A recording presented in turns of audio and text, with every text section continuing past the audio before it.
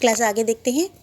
बात के काम भी अनेक होते हैं। बात से ही क्या होते हैं, तो यहाँ पर मिश्र जी कह रहे हैं कि बात के जो है अनेक प्रकार भांति देखने को अनेक स्वरूप देखने को मिलते हैं।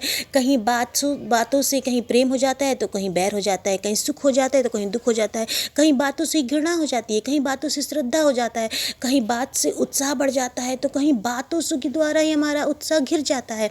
यदि इनकी उत्तमता और सहजता की बात के द्वारा ही विदित हो सकते हैं, तो बात के द्वारा ही उत्तमता हो जा सकती है, बात के द्वारा ये बात सहज हो सकती है।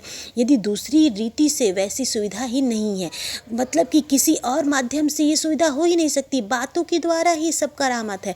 घर बैठे लाखों कोसों का समाचार, मुख लेखनी आदि हम बात के द्वारा ही जान सकते हैं।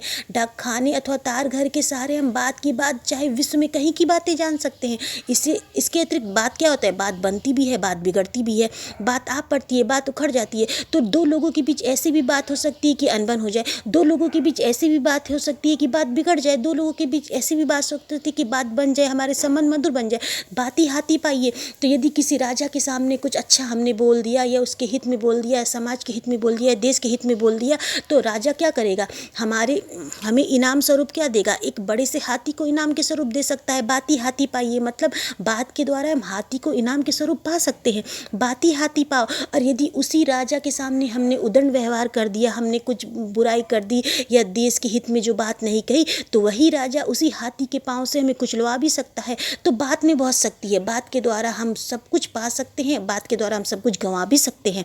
बात से ही अपने पराये हो जाते हैं, बात से ही पराये अपने हो जाते हैं, बात से ही मक्खी चूस उदार बन सकता है, बात से ही जो कायर पुरुष उत्साही बन सकता है, बात से ही जो युद्ध के लिए तत्पर रहता है वो शांति के मार्ग पर आ सकता है, कुमार्गी जो है सुपथ पर जा सकता है। बात से ही जो है बुरे लोग अच्छे बन सकते हैं, और बात से ही जो है अच्छे लोग बुराई के मार्ग पर जा सकते हैं। तो बातों में बहुत बड़ी शक्ति होती है।